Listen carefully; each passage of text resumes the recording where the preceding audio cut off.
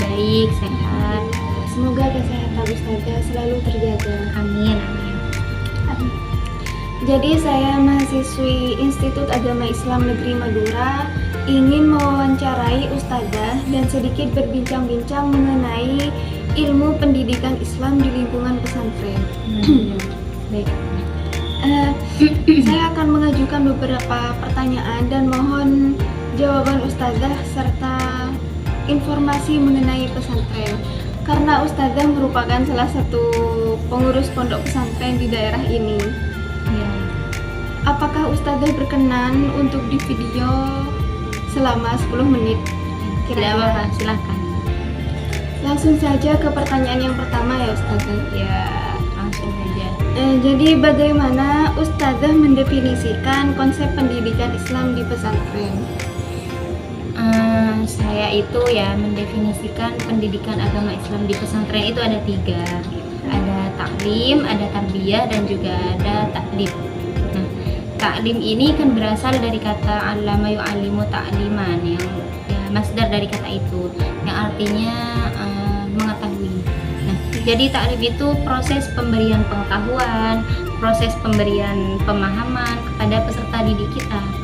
Dan taklim itu juga bisa dikatakan sebagai usaha terus-menerus agar dimana dari kita yang mulanya kita itu tidak tahu menjadi tahu. Jadi kita itu ya ada usaha terus-menerus lah agar kita itu tahu seperti itu. Dan biasanya di pondok pesantren ini kalau taklim ya kita itu cara menerapkannya ya dengan cara mengajar. Itu kan cara memberikan pengetahuan seperti itu. Ya dengan cara mengajar. Kemudian yang kedua ini ada tarbiyah, di mana tarbiyah itu merupakan proses transformasi pengetahuan kita, pengetahuan agama Islam ya tentunya, karena kita itu berbicara di lingkungan pesantren, di mana itu transformasinya dari generasi ke generasi.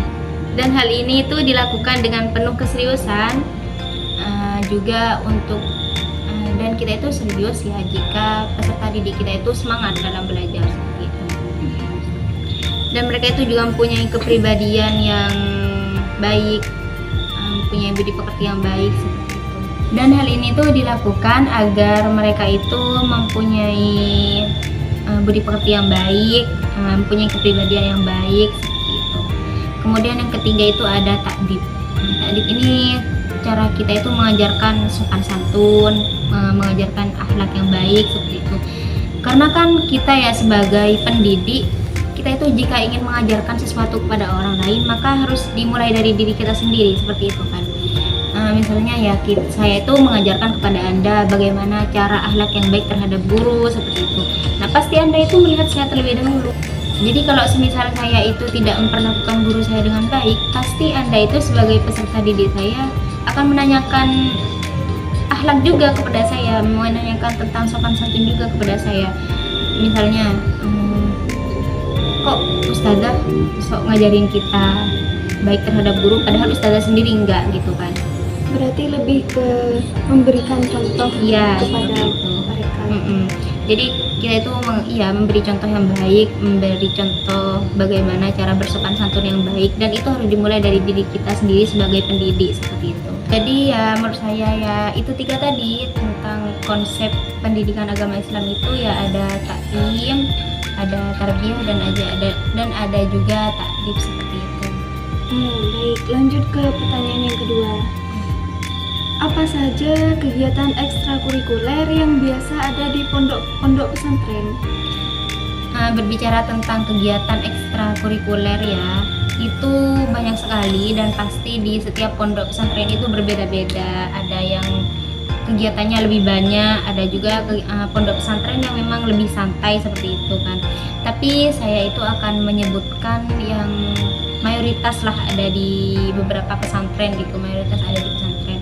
Nah yang pertama itu ada hadiran atau sholat berjamaah itu, ya itu pastilah ada di setiap pesantren menurut saya, karena apa ya, itu mengajarkan kita untuk terbiasa melakukan sholat berjamaah. Dan biar ada bedanya untuk anak yang ada di pesantren dan tidak di pesantren seperti itu, agar kita itu lebih terbiasa melatih anak-anak didik kita itu untuk terbiasa melakukan sholat berjamaah seperti itu. Kemudian yang kedua ada kajian kitab. Nah, kajian kitab itu pastilah ya ada di setiap pondok pesantren. Kajian kitabnya itu ya bermacam-macam, mulai dari kitab tentang akhlak, tentang tauhid, tentang fikih. Nah, itu bermacam-macam kajian kitabnya. Jadi rata-rata di pondok pesantren itu pasti sholatnya berjamaah berarti Ustaz. Iya.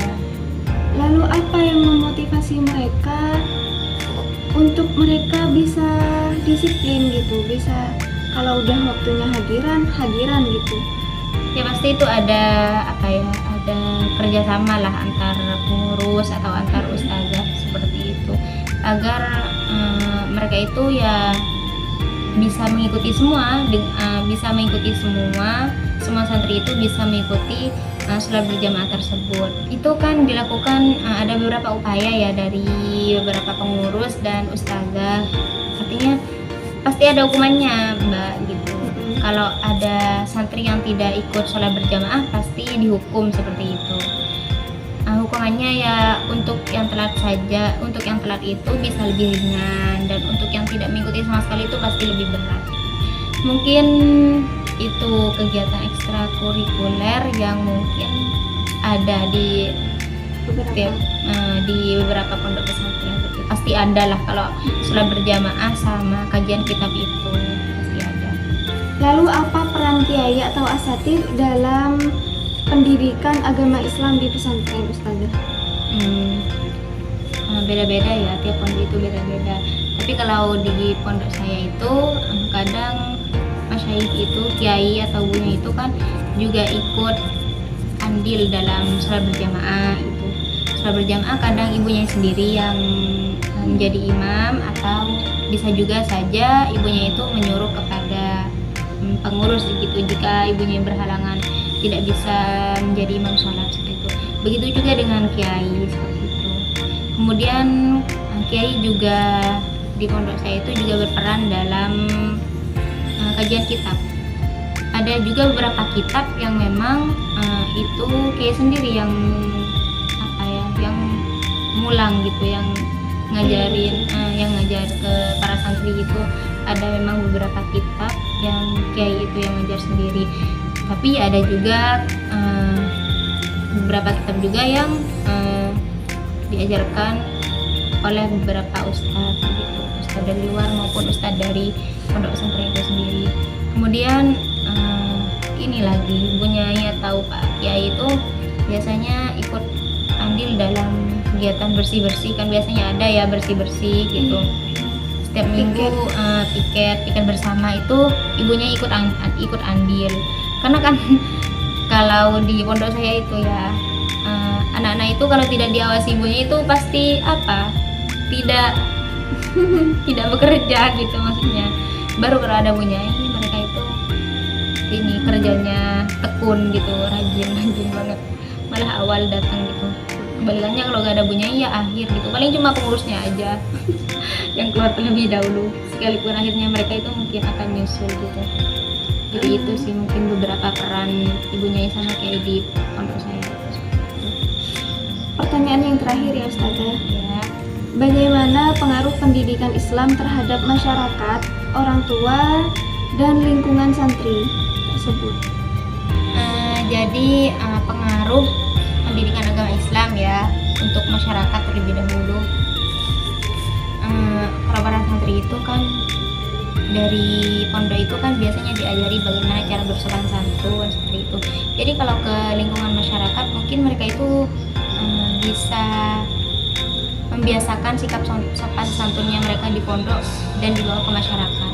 Artinya sebelum ada perbedaan, sebelum mereka itu mengetahui pendidikan agama Islam di pesantren itu yang awalnya kepada yang lebih tua itu mungkin kurang tahu adabnya bagaimana.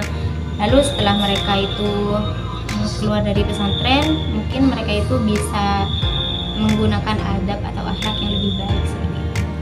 Kemudian untuk orang tua ya, mungkin pengaruh pendidikan agama Islamnya mereka itu, yang awalnya mereka itu kan biasanya tidak bahasa Madura itu sah gitu, kareng tuan gitu. Tapi Tapi setelah mereka dari pondok pesantren, mungkin mereka itu bisa lah, karena di pondok pesantren itu kan biasanya ada juga yang dianjurkan untuk menggunakan bahasa halus gitu, kepada yang lebih tua. Mungkin salah satu pengaruhnya itu kepada orang tuanya, mereka itu bisa menggunakan bahasa yang lebih halus kepada orang tuanya seperti itu, dan ya lebih bersikap baik lah seperti itu kepada orang tua. Lalu kalau untuk lingkungan sekitar santrinya, iya, sesama santri, ya, pengaruh di lingkungan santrinya itu ya mereka itu kembali pada diri mereka masing-masing seperti itu, karena setiap santri itu memiliki kepribadian yang berbeda. Ada juga santri yang memang sangat melekat jiwa santrinya dalam diri mereka, ya mereka itu bersikap selayaknya santri, ya seperti sopan lah dalam berbicara, bagaimanalah mereka itu tahu adab kepada yang lebih tua, kepada guru mereka, dan seperti itu. Nah, kadang juga ya ada santri yang tidak kurang rasa santri, maksudnya mereka itu kurang memiliki jiwa kesantriannya seperti itu dalam dirinya. Artinya ya akhlak mereka masih kurang, sopan santun mereka masih kurang seperti itu. Mungkin hanya itu pertanyaan yang ingin saya tanyakan kepada Ustazah. Mohon maaf sebelumnya mengganggu. Tidak apa-apa. Ya, wassalamualaikum warahmatullahi wabarakatuh. Waalaikumsalam.